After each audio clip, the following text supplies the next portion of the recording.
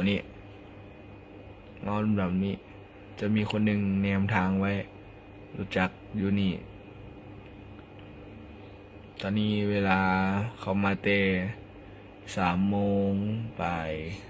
50ปลาย4 โมงยัง7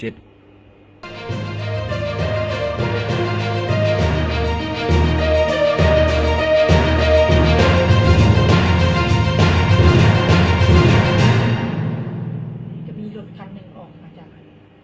เขาก็ไม่สนใจแล้วเนาะ เราทำหูได้เพราะมันไม่รู้จักรถหนูไงค่ะเจ้า คือไวเนี่ยบุดเดียวเด็กๆมันออกมาว่าอย่างเบอร์เนาะ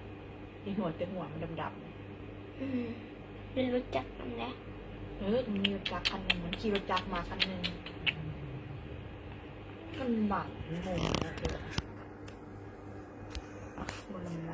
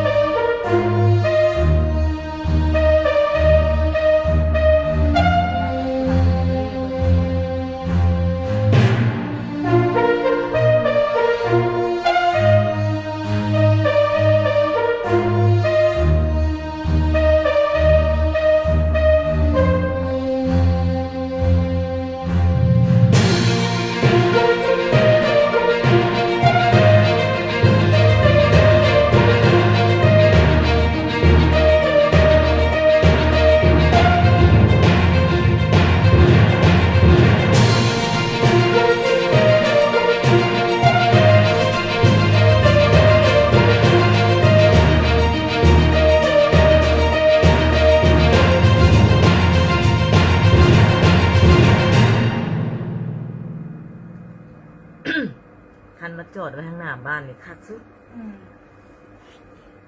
แต่มันก็สิบกล้าเอา มึงกล้าเอาใส่ อันนี้มันกันบังหูบังตาคนเลยเนาะ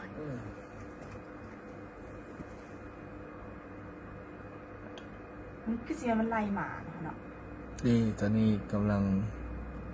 รถเริ่มสตาร์ทได้แล้ว เขากำลังสิออกจากเงิน ตอนนี้เอารถไปได้แล้ว ตารถมันพอเลยนะมันบ่ใต้อยู่นะตารถนะหมาก็ช่วยเต็มที่แล้วได้หมาเห่ายางใหญ่ เวลา